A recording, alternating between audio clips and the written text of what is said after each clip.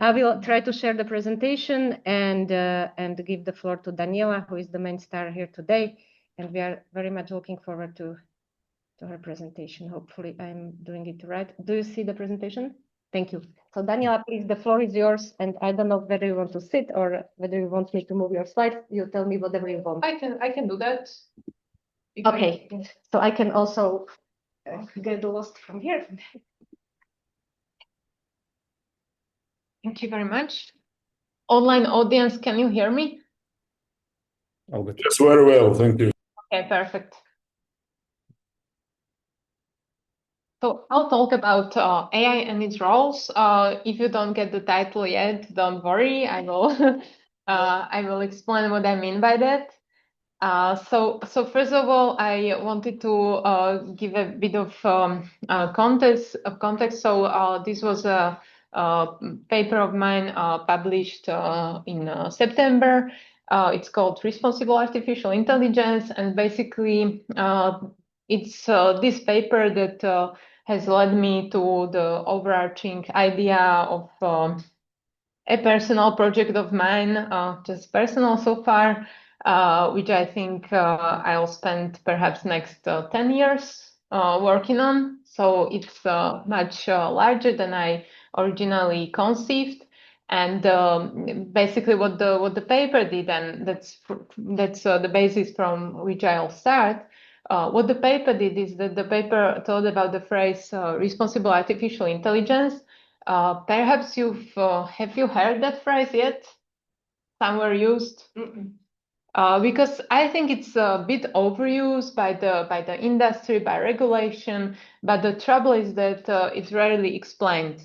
So basically, everyone is saying Google, Microsoft, I mean, all these Facebook, all these large companies. I mean, they are speaking of responsible artificial intelligence. They're saying they are developing responsible artificial intelligence, using responsible artificial intelligence, but they don't explain very well what they mean by that. So in this paper, I was thinking of this phrase and trying to explain a direct and indirect meaning. So basically, the indirect meaning is what is usually meant.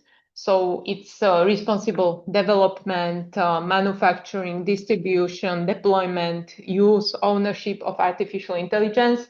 So basically, this responsibility goes to all the human parties that somehow meaningfully contribute. So these human stakeholders, as we call them.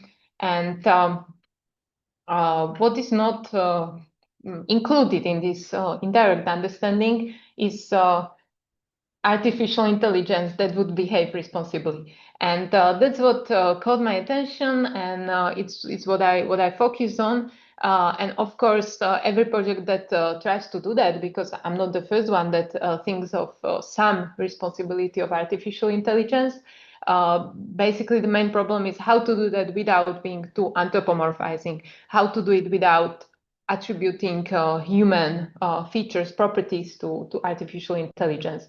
And I try to think of this phrase in terms of roles, and I'll explain what I mean by roles. It's, I think, very natural concept we commonly use, and I try to give some sense to this direct reading of the phrase through role responsibility and through roles.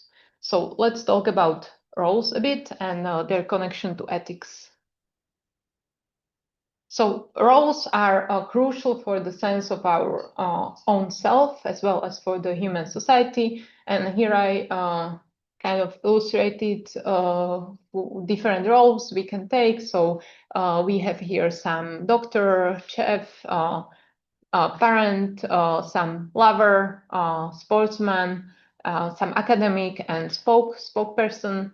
So these are all roles, and I guess you all can think of, maybe you can, some of you can tell me like some other examples what you think roles are. If you have some on your mind based on this set of examples. If someone wants to, feel free. No? We are now That's okay. That's okay. listeners. Yeah, I mean, I haven't explained the concept yet, but yeah, sometimes, for instance, I talk about this to students of psychology, and they were actually, I mean, they were eager to listen me with some, to give me some examples. But I'll explain the notion perhaps that will give us more substance, and they come from three different philosophers. So one of them is there. Roles are positions in social networks of communities, so consisting in clusters of social rules widely accepted to apply to those regarded as role occupants.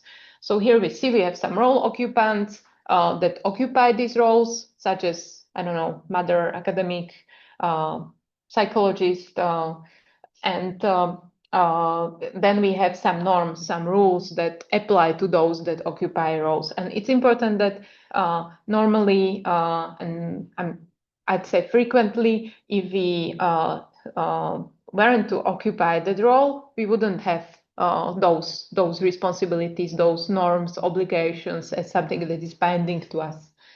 Another example of a definition: a role is a moral, legal, political, institutional, or social persona or function or office or guise or qua, in some cases voluntarily and expressly taken on, in others involuntarily or automatically inherited on or entered into, that brings with it distinctive responsibilities, privileges, powers, immunities, and expectations of the relevant kind, moral, legal, political, or whatever.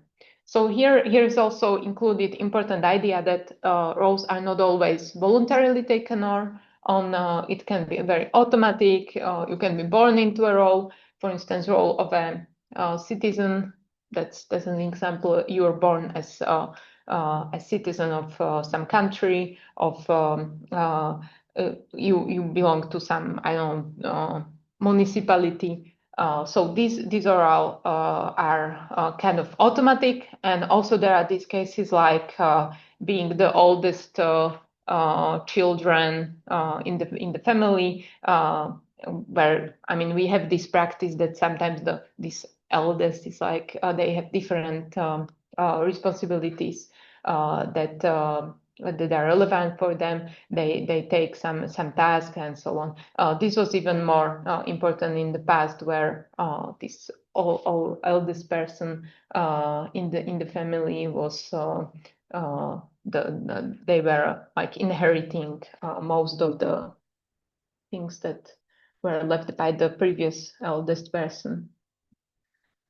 And another example of a definition is by Christine Korsgaard, and this one is actually not about roles, but I think that as I'm using the term, it's basically the same as Korsgaard practical identity. So I think that her clarification is very helpful. Conceptions of practical identity include such things as roles and relationships, citizenship, membership in ethnic or religious groups, causes, vocations, professions, and offices. It may be important to you that you are a human being, a member of a certain profession, someone's lover or friend, a citizen or an officer of the court, a feminist, an environmentalist, or whatever. We have many particular practical identities, and so we also face the task of uniting them into a coherent whole. And here are some important ideas. So, for instance, as an academic, I will find giving this talk as an action worth doing, and submitting a paper to a predatory journal as a prohibited action. So roles you occupy give you some reasons for acting, reasons for not acting. So they kind of change this normative landscape that you find yourself in. And also importantly, role-related obligations can clash, and they indeed often clash. So for instance, here I can illustrate by my own case. So I'm a mother, I'm a researcher at 2 or 3 institutions, and a friend, a daughter, a granddaughter. So you see this can very easily clash. So for instance, as a mother, I would perhaps like to spend all the time with my baby and don't go to work. as a researcher at one institution, I would attend meetings of that institution, but those can very well, and they indeed do, clash with meetings at the other institution.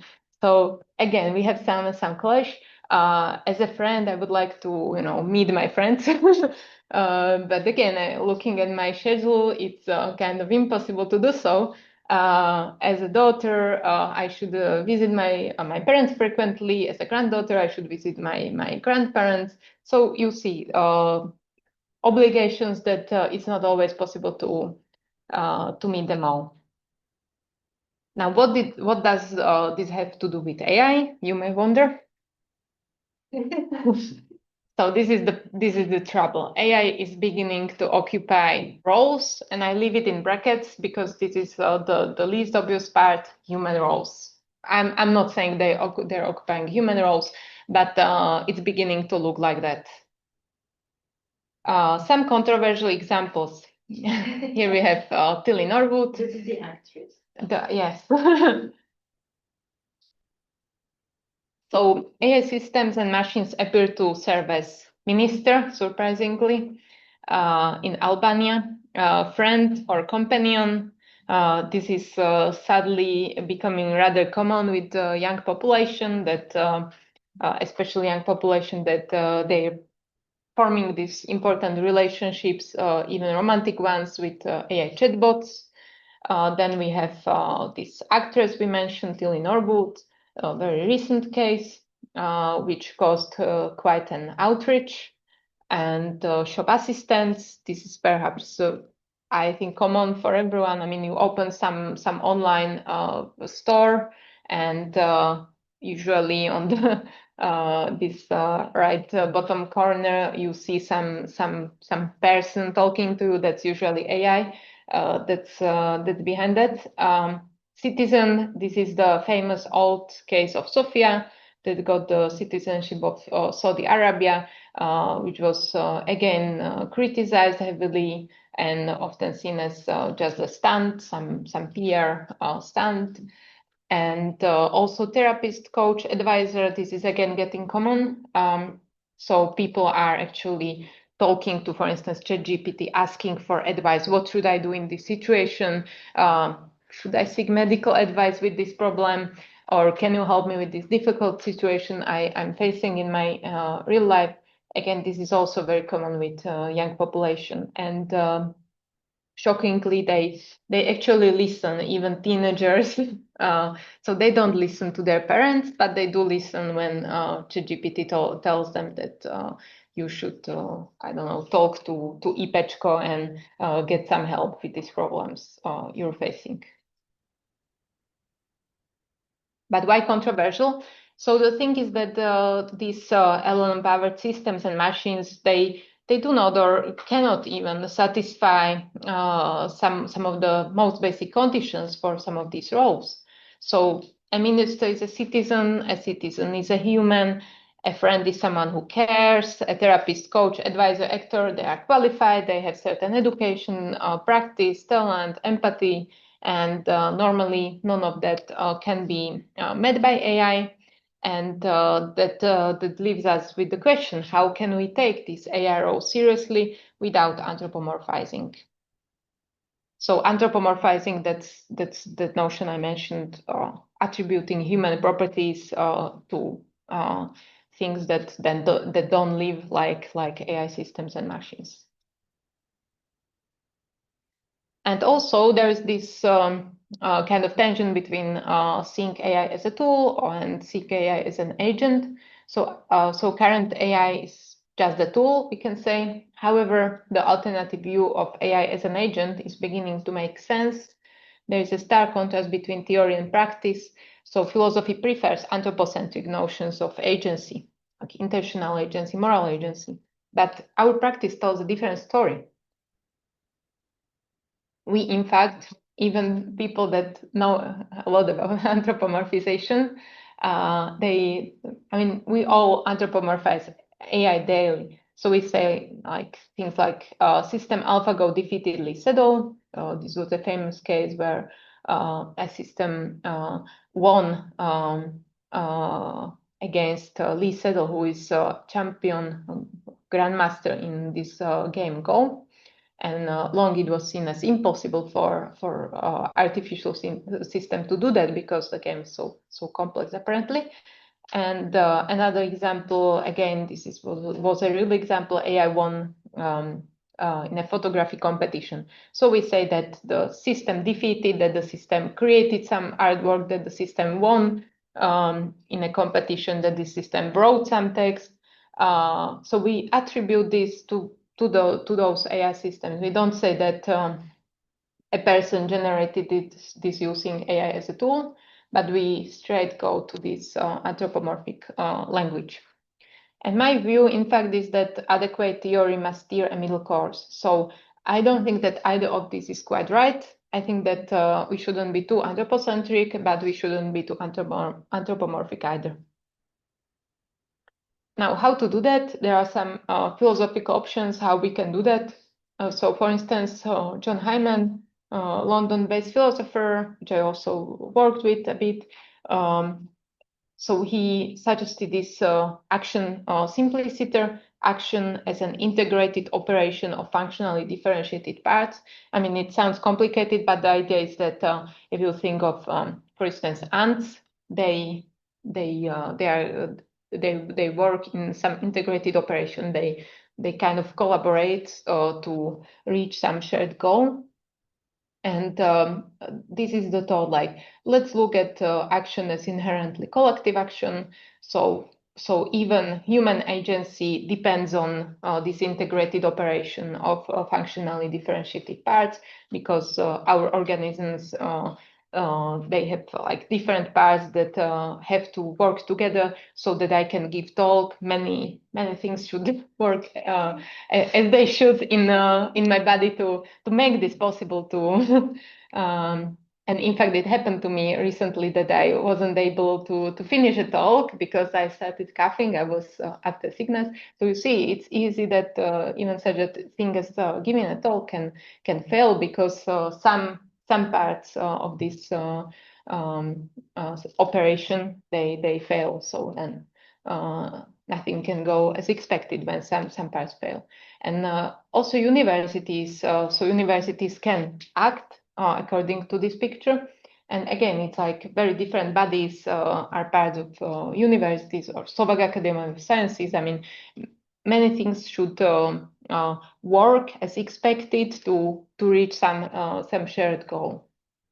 And also from there are some accounts in AI ethics actually, like Nihom, I think is a good example that try to find some middle way between anthropomorphism and anthropocentrism.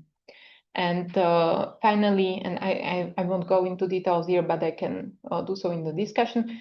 And finally, there's instrumentalist approach that looks just on this surface and the behavior we observe, and do not care that much about, I don't know, ChatGPT not understanding a single thing.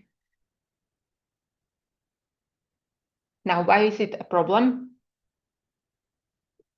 So I think that this quote actually tells this in a very vivid way, even though it's an old paper, given the current advancements in artificial intelligence.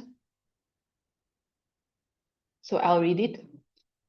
A nurse has certain moral duties and rights when dealing with his or her patients. Will these moral rights and responsibilities carry over if the caregiver is a robot rather than a human? So here the thought is that, so when we have a role occupant, they have these rights, responsibilities, duties, expectations, norms. But when we put artificial machine or system into that place where there was originally a human being, then the question is like, what to do with this normative framework that is attached to this role? What to do with these rights and duties and responsibilities and expectations? What to do with them? And why isn't like why isn't the obvious answer that of course this system will bear these responsibilities and expectations and norms? Well, because standard bearer of responsibility is a moral agent with consciousness and intentionality. These are usually seen as prerequisites, and with knowledge and control, these are seen as conditions. So even for like being able to bear moral responsibility, we should have some conditions satisfied. And for being responsible in a particular case, again, we must satisfy some conditions. So the problem is that AI is not satisfying these conditions. So what to do with that? And also this problem can be summarized as follows.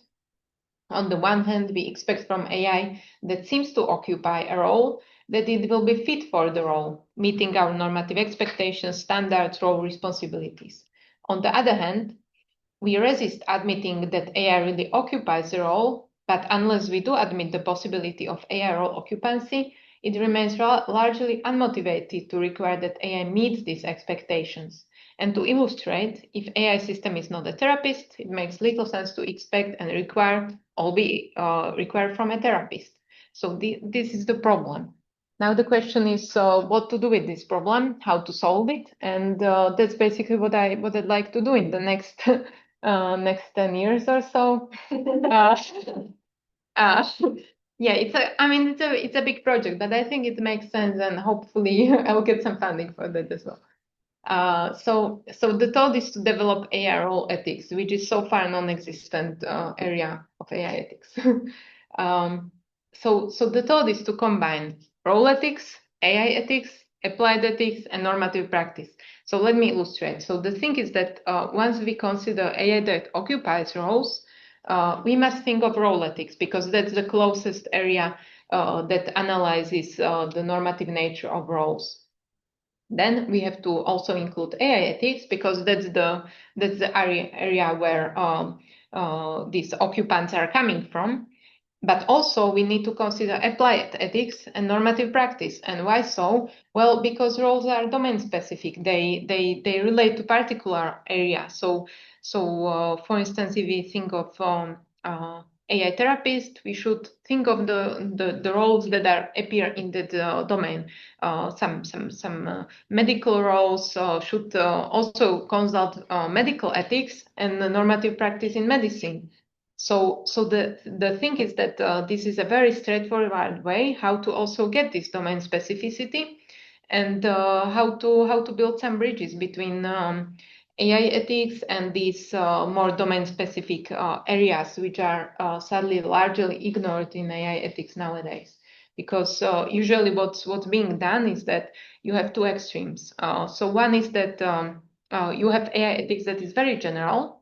So we think of like some ethical frameworks that should work for all AI systems, even though they are very diverse.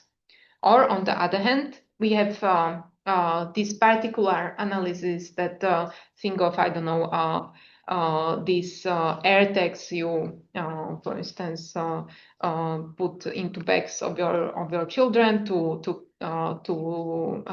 have some idea where your children are. So you use this, and this has some ethical implications.